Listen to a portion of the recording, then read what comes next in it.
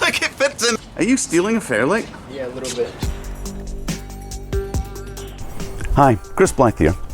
Before the Blackmagic acquisition, the Fairlight name was known for its pioneering work in sampling, basically inventing the DAW. In later years, they were known for their amazing and kind of high-end recording consoles, the last of them being the Fairlight Evo. Now, certain things have aligned in my universe that's allowing me to avoid cats. No, that have allowed me to basically gather together a lot of the components needed to rebuild one of these incredible workhorses. Is it going to be straightforward? Heck no.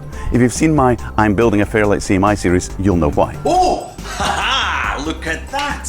All right, you're coming with me. That was a horrible experience. Let's do it again. Stay. Calmly walk. So, come with me on another adventure of me not knowing what I'm doing. I've got the heavy part.